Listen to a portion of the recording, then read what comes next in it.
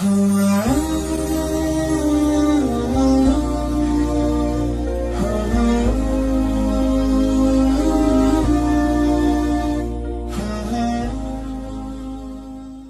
Nabi SAW, jaga makananmu takun mustajabud da'wah.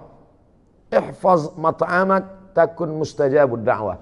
Jaga makananmu, maka engkau akan menjadi orang yang amat sangat dikabulkan doanya. Seseorang, kata Nabi SAW, yang rambutnya kusut berdebu. Kenapa rambutnya kusut berdebu? Karena dia tidak mandi. Kenapa dia tidak mandi? Dia takut kalau sampai dia mandi rambutnya gugur dan dia bayar dam. Karena saat itu dia sedang pakai kain ihram. Kain ihram di tanah haram dalam keadaan umrah, mengangkat tangan di tepi Ka'bah. Tapi kata Nabi, doanya tidak dikabulkan Allah. Mengapa doa tidak dikabulkan Allah? Ada 4 sebab. Yang pertama, mat'amuhu haram, makanannya haram. Mashrabuhu haram, minumannya haram. Malbasuhu haram, pakaiannya haram. Wa ghudhiya bil haram, diberi, disuap makanan haram. Anna yustajabulah. Apakah mungkin doanya dikabulkan Allah? Lidah yang dia pakai meminta kepada Allah adalah lidah yang dia pakai untuk makan haram. Diharamkan Allah mengabulkan doa dari lidah yang memakan haram. Kecuali lidah dia 2, satu untuk makan, satu untuk berdoa. Oleh sebab itu maka berawal semuanya dari makanan. Makanya sahabat Nabi bernama Abdullah ibnu Umar radhiyallahu anhuma suatu ketika mengorek setengah kurma, bukan satu butir kurma, setengah kurma dia korek dari dalam tenggorokannya. Sahabat yang lain heran, muntah tidak apa-apa, tapi mengorek sampai muntah bisa jadi haram, makruh kalau sebabnya. Tapi ini kenapa engkau korek? Apa kata Abdullah ibnu Umar? Tadi aku makan satu kurma, setelah itu aku makan sebelah, yang satu masih tertahan. Datang orang lalu mengatakan, kamu tadi makan apa? Saya makan kurma. Kurma itu dari siapa? Dari si fulan yang memberikan makan kurma. Kamu tahu tidak kalau dia itu hasil usahanya syubhat? Syubhat masih remang-remang, belum pasti betul haram. Tapi Nabi mengatakan, famanittaqas syubhat, siapa yang menjaga dirinya dari syubhat, faqad istabra'a lidinihi wa 'irdihi, dia sudah menjaga agamanya dan menjaga kehormatannya. Dulu orang yang menjaga makanannya dari yang syubhat, dari yang tidak jelas ini, orang itu disebut dengan orang yang wara'. Wara' artinya menjaga diri dari yang syubhat. Taqwa menjaga diri dari yang haram. Dulu kalau ada orang mengatakan, tadi baru saja ada orang datang membawa uang kemari dan saya menolaknya, orang itu akan dikatakan kamu adalah orang 2, wara atau takwa. Hari ini kalau kita berkata tadi ada orang membawa harta yang banyak tapi saya tidak mau, saya tolak, maka sepakat teman-teman kita akan berkata kamu adalah orang yang bodoh. Kenapa tidak diambil? Itu haram saudaraku. Aku tidak ingin merusak doaku, lidahku. Itu memang haram, tapi kita keluarkan saja 2,5% jadi halal toh. Dia bahkan tahu bagaimana cara membersihkannya. Itu memang haram, brother. Tapi kalau kita pergi ke umroh, kita nangis di pintu Ka'bah, selesai. Menangis di pintu Ka'bah, ya Rab, ya Allah, ya Allah. Bagaimana mungkin memberikan sesuatu yang haram? Berapa banyak orang yang sampai ke tanah suci berharap kepada ampunan Allah, labbaik Allahumma labbaik, labbaik la syarika lak labbaik. Apa jawab malaikat? La labbaik wala sa'daik. Kau tidak dapat haji mabrur, umrahmu tidak diterima. Kenapa begitu? Zaduka haram, karena kau berangkat dengan uang haram. Apa sebetulnya judul ceramah Ustadz Zuhur ini? Yaitu berangkat dari pegawai KPK tidak mau kasih minum tadi. Dia bawa air minum. Saya lupa, kalau saya tahu saya bawa juga air minum dari rumah. Saudara yang dimuliakan Allah Subhanahu wa taala, hari ini yang paling mahal adalah integritas. Hari ini yang paling mahal adalah harga diri. Betapa banyak orang menjual harga dirinya karena ada yang lebih mahal dalam diri dia, dunia. Sedangkan kita mengatakan dunia beserta isinya hanyalah setengah sayap nyamuk. Begitu Nabi SAW mengajarkan. Berapa banyak orang berebut sayap nyamuk, berapa banyak orang mencari sesuatu, hanya sayap nyamuk. Makanya orang beriman itu melihat dunia ini kecil saja. Kalau dapat, tidak terlalu bahagia, karena yang dia dapat hanya setengah sayap nyamuk. Dan kalau tidak dapat pun tidak terlampau sedih, karena yang hilang itu pun setengah sayap nyamuk. Tapi kadang kita bisa kan mengomongkannya saja. Ketika sampai kita alami, ternyata setengah sayap nyamuk itu sebesar setengah sayap Boeing bagi kita. Setengah sayap nyamuk, itulah digambarkan Nabi SAW. Dalam perumpamaan lain Nabi mengatakan, celupkan ujung jarimu ke tengah samudra, falyanzur bima yarji, angkat pandang apa yang melekat di ujung jari. Apa yang menempel di ujung jarimu, itulah dunia. Setetes, dua tetes. Apa yang tinggal, itulah akhirat beserta isinya. Jadi kalau ada orang terlampau mengejar dunia, maka dia hanya mengejar setetes. Kalau terlampau bahagia, bangga, sombong pada yang setetes. Tapi kalau dia sanggup mengatakan itu, aku tidak apa-apa, karena yang dapat itu juga setetes. Andai tidak dapat pun tidak terlampau sedih, karena yang hilang pun juga setetes. Tapi saya tidak ingin setelah kajian ini lalu semuanya meninggalkan dunia.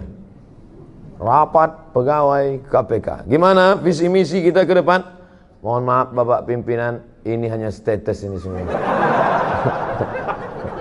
Bukan itu yang saya maksud. Bagaimana mengecilkan dunia sehingga yang besar hanya Allah.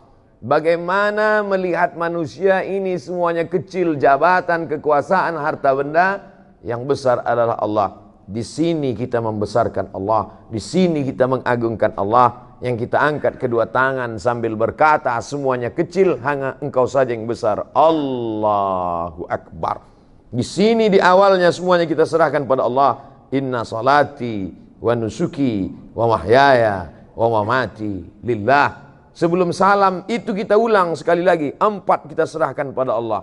At-tahiyatul mubarakatu salawatu thayyibatu lillah.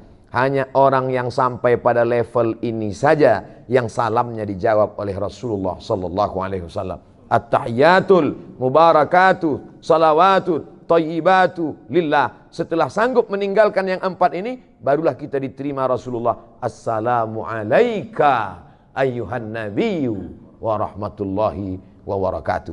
Jangan ucapkan salam pada Nabi sebelum kau sanggup mengesampingkan 4. At-tahiyatul, puja-puji, keagungan. Ustaz enak aja ngomong gitu. Ustaz kan gak punya kemuliaan, gak punya status sosial tinggi, gak punya jabatan. Oke, kalau gitu ke diri pribadi, follower, viewer. At-tahiyatul mubarakatul, segala keberkahan. Salawatul, segala doa-doa. Thayyibatul, semua kebaikan, kemuliaan. Bukan punya kita, lillah, punya Allah subhanahu wa ta'ala. Tapi bicara begitu kan menggerakkan lidah. Apa susahnya? Actionnya bagaimana? Maka ada orang-orang yang menurut sebagian kita luar biasa. Menurut sebagian kita apa yang dia lakukan ini luar biasa. Tapi bagi dia di hadapan Allah itu hanya biasa-biasa saja. Kadang kita tidak bisa merasakan. Apa ceramah yang di belakang? Kenapa beda sama yang di depan? Saudara yang dimuliakan Allah subhanahu wa ta'ala, suara saya jelas sampai ke belakang? Jelas. Ada layar. Masya Allah. Ibu di belakang walaupun tidak melihat saya secara langsung, anggap aja kalian sedang menyaksikan youtube.com. Artinya apa? Hidup ini makan, pakai, tak lebih daripada itu. Punya rumah yang besar, pakai. Punya makanan yang enak, makan. Makan, pakai, tak lebih, tak kurang dari itu. Ma'akalta, yang kau makan akan busuk. Wa malabista, yang kau pakai akan lapu. Kalau dulu orang mengatakan hidup ini cuma makan, pakai, malah sekarang makan pun tidak. Berapa banyak saya acara di depan pejabat-pejabat, orang-orang hebat, tidak makan sama sekali. Saya malah heran, ini makanan enak-enak sekali, mereka tidak makan. Enggak dimakan Pak, kolesterol. Enggak dimakan Pak, diabetes. Nggak dimakan Pak, jantung koroner. Saya habisi semua. Makanan kok dicari pagi, petang, siang, malam, peras keringat, banting tulang, tidak dinikmati. Betul kata syair orang Arab. Berapa banyak orang mencari makan, tapi dia pun tak sempat untuk menikmatinya. Pakaian, sehebat-hebatnya pakaian, sekaya-kaya orang, setinggi-tingginya jabatan, pakaian paling tebal 3 lapis. Satu pakaian di dalam, singlet, underwear. Yang di luar ini. Yang nomor 3, aksesoris. Ini saya pakai supaya orang tahu saya ustadz. Kalau tidak, saya memang tidak pakai sorban. Saya kemana-mana biasa aja jalan. Cuman beberapa kali, kemarin waktu saya sedang duduk di pesawat, lewat itu yang bagi nasi. Apa kata dia? Mirip sekali dengan Ustadz Somad ya. Mati saya. Nah, makanya saya pakai sorban ini. Pakaian adalah status. Dengan pakaianlah kita bisa membedakan mana ulama, mana orang biasa. Makanya mufti-mufti kerajaan di zaman dulu jubahnya dibuat 2 lapis. Satu jubah putih di dalam, yang kedua jubah hitam di luar. Sorbannya dipakai. Al-Azhar menunjukkan status. Di luar ada sorban putih, di dalam ada topi merah, lengkap dengan jambulnya. Kalau sudah dipakai itu menunjukkan dia hafal Al-Quran. Pakaian adalah status sosial, tapi manakala ketika kita menghadap Allah Subhanahu wa taala, semua pakaian yang menunjukkan status lepas. Belum pernah lama hidup banyak dirasa, jauh berjalan banyak dilihat. Belum pernah saya melihat orang mati Islam bersyahadat pakai pakaian yang dia pakai dulu. Sehebat apapun itu, semuanya akan tinggal. Belum menghadap Allah saja di dunia sudah lepas. Apalagi ketika menghadap Allah Subhanahu wa taala. Mana pakaian yang akan kau bawa? Yatsma'ul mayyita thalathun, yang mengiringi mayat ada 3. Yang pertama, maluhu, hartanya. Mobil yang paling mahal ikut mengiring sampai ke pelataran parkir. Belum pernah saya hadir pemakaman ikut mobil-mobilnya masuk dalam. Ahluhu, keluarga, anak, cucu, menantu, kawan, sahabat, andai tolan, satu kantor, alumni, alma mater. Menangis mereka satu angkatan hanya sampai pintu kubur. Istri yang tersayang, paling disayang, yang katanya buah hati belayan jiwa, itu pun hanya menangis di pintu kubur. Ramai-ramai orang menahannya. Ibu sabar bu. Tidak, saya mau tetap masuk ke dalam. Tetap mereka tahan, jangan bu. Padahal andai dilepas pun enggak juga dia mau masuk ke dalam. Cobalah. Saya beberapa kali itu saya perhatikan, begitu semangatnya mereka menahan. Jangan. Saya diamin aja, biarin aja, nggak akan masuk dia ke dalam. Kita tahu kok itu action aja. Mohon maaf ibu-ibu, saya bisa ngomong gitu karena ibu jauh di belakang. Artinya apa? Apa yang kita amalkan, kita bawa hari ini, itulah yang akan kita tunjukkan nanti di hadapan Allah Subhanahu wa ta'ala. Di tempat lain saya dikasih air minum, saya minum. Tapi di sini saya ingin balas bahwa saya punya integritas. Saya nanti akan datang lagi ke kantor bapak yang dulu bicara kepada saya. Ustadz Somad, pegawai KPK itu integritasnya luar biasa. Kami kasih dia air minum, dia katakan, saya bawa air dari kantor kami. Nanti saya akan katakan ke dia, Bapak, saya pun ceramah juga di masjid kantor mereka. Dan ketika mereka kasih air minum, saya katakan, saya bawa dari rumah. Saudara yang dimuliakan Allah Subhanahu wa ta'ala. Artinya apa? Setiap tetes ini akan kita diminta pertanggungjawaban di hadapan Allah Subhanahu wa ta'ala. Ini diberi dari mana? Ini uang negara. Tidak ada nama saya dalam anggaran ini.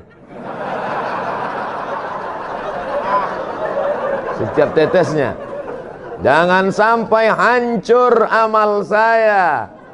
Pahala ceramah-ceramah saya semuanya habis hanya karena 600 ml ini. Integritas harus kita jaga. Takbir. Masya Allah, pantang dipancing. Ya'ti yaumal qiyamati, ada orang nanti pada hari kiamat dia akan mati menghadap Allah bisolatin, solatnya banyak. Salat qabliyah, salat ba'diyah, salat tahajud, salat witir, salat duha, salat isyraq, salat awabin, salat tasbih. wa zakatin, zakat, wakaf, infak, sedekah, bangun masjid, pondok pesantren, wa siyamin, puasa Senin Kamis, puasa Nabi Daud, puasa Ayyamul Bait, puasa 6 hari di bulan Syawal, puasanya banyak, tapi ternyata amalnya itu tidak bisa menolong dia. Sebab apa? Mat'amuhu haram, karena memakan harta orang lain. Akala mala hadza, memakan harta si fulan. Wa safaka dama hadza, menumpahkan darah si fulan. Wa daraba hadza, memukul si fulan, menganiaya si fulan, menzalimi si fulan. Diambil salatnya diberikan pada orang yang dia aniaya, diambil puasanya diberikan pada orang yang dulu dia zalimi, diambil sedekahnya diberikan pada orang yang pernah dia sakiti. Faniyat hasanatuhu, habis amalnya, tapi orang yang menuntut masih banyak. Lalu apa yang terjadi?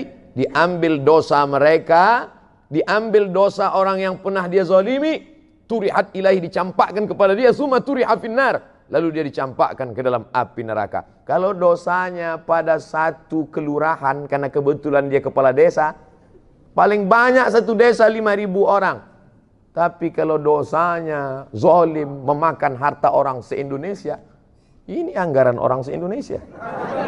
Kalau sampai saya minum tanpa ada kejelasan, ya kira nampaknya makan siang pun terancam siang. Saudara yang dimuliakan Allah Subhanahu wa taala, kullu qardin jarra naf'an fahuwa riba.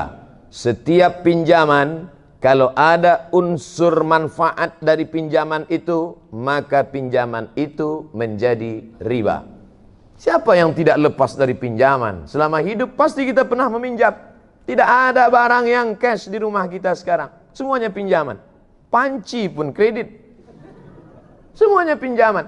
Andai saya meminjam kepada Bapak, saya tak tahu nama-nama Bapak, tak tahu saya. Satu-satunya yang saya tahu nama di sini cuma Pak Novel Baswedan. Saya pinjam uang Bapak 5 juta, Pak. Oke, Ustadz. Nih pakai duit 5 juta. Pinjam ya, Pak? Iya. Lalu kemudian besok 2-3 hari, boleh saya pinjam motornya? Apakah Pak Ustadz? Maka motor yang saya pakai itu sudah saya pakai unsur manfaat. Kullu qardin jarra naf'an, kalau meminjam ada mengambil manfaat, maka manfaatnya itu adalah riba. Sekarang berapa banyak kita meminjam barang orang, uang orang, justru kita pinjam kayak karena manfaat itu. Kalau tidak ada manfaatnya, kamu kasih pinjaman sama dia, iya. Kenapa kamu ambil barang dia, kamu manfaatkan? Loh, kalau enggak saya manfaatkan, saya dapat apa? Betapa logika kita sudah terbolak-balik. Pernahkah ini terjadi pada ulama-ulama dulu? Ya, ada seorang ulama namanya Abu Hanifah. Kalau saya sebut Abu Hanifah banyak yang tidak kenal. Saya sebut nama lengkapnya Nu'man bin Thabit, juga tidak kenal. Tapi kalau disebut Imam Hanafi, oh. Makanya kalau kenalan sama orang tanya nama lengkapnya. Nama siapa? Abdul Somad. Oh, itu. UAS, itu juga. Ustaz Abdul Somad. Abu Hanifah, Nu'man bin Thabit, Imam Hanafi meninggal di Kufah, Irak tahun 150 Hijrah. Kemudian ada orang meminjam uang dia, dan ketika itu dia bertamu ke rumah orang tersebut. Di depan rumah orang itu ada sebatang pohon kayu yang rindang, dan dia tegak di tengah panas. Datang orang melihat, Imam Hanafi, iya, kenapa tidak bernaung di depan rumahnya, kan ada pohon kayu, tegak saja di bawah pohon itu, kenapa? Dijawab Abu Hanifah dengan argumen tadi, kullu qardin jarra naf'an fahuwa riba. Setiap pinjaman kalau mengambil manfaat, maka itu adalah riba. Tegak di depan rumahnya, yang di bawahnya ada pohon kayu, yang tempat bernaung tidak kena panas, maka tegak di bawah pohon kayu itu pun, jangankan masuk ke dalam meminum airnya, jangankan masuk ke dalam memakan kuihnya, jangankan masuk ke dalam meminjam untanya, berdiri di depan rumahnya mendapatkan naungan pun sudah termasuk dalam kategori riba. Jadi ulama-ulama itu dulu kenapa ilmunya berkah? Lagi-lagi menjaga makanan dan minuman. Kalau lidah yang dipakai tidak pernah makan riba, makan haram itu, maka akan masuk ke dalam hati manusia. Kalau kita dengar ceramah orang, masuk dia ke dalam hati kita, insya Allah. Tapi kalau tidak, ini nanti di akhir coba ceritakan masuk apa tidak. Kalau tidak, berarti lidah saya ini sudah makan macam-macam. Saudaraku yang dimuliakan Allah Subhanahu wa taala, tapi Allah tidak bebani kita di luar kemampuan kita. La yukallifullahu nafsan illa wus'aha. Tadi saya mulai jam 1, jam 12 lewat 15. Masya Allah. Itu enaknya kita ceramah di KPK ini. Mereka tepat waktu. Saya dikasih tahu Ustadz hanya sampai jam 1 lewat lebih korupsi. Karena mereka ini sangat punya integritas Ustadz. Kalau di tempat lain Ustadz lewat dikit aja 15-10 menit mereka tetap nggak apa-apa, lambat-lambat dikit nggak apa. Di KPK Ustadz jangan coba. Lewat 1 menit aja mereka bubar sendiri. Daripada Ustadz malu, bagus Ustadz tutup sebelum habis. Sakitnya nggak seberapa, malunya. Ini kan direkam. Nanti masuk ke YouTube, apa kata orang? Ustadz Somad ditinggalkan jamaah karena korupsi. Luar biasa. Masya Allah, tabarakallah. Saya terus terang, ceramah ini udah kemana-mana. Dari mulai Sabang, sampai ke Sydney, sampai ke Melbourne. Di Hong Kong nggak jadi. Terus terang banyak, tapi yang paling hati saya agak-agak cemas ceramah di KPK ini. Makanya tadi entah doa-doa apa saya baca sebelum masuk. Bismillahilladzi la yadurru ma'asmihi syai'un fil ardi wala fis sama'. Ya Allah, dengan kusebut namamu, tidak ada satupun yang datang menimbulkan mudarat, tidak satupun yang dapat memudaratkan aku, baik di langit maupun di bumi, apalagi pegawai KPK. Bi ahlil badri ya Allah.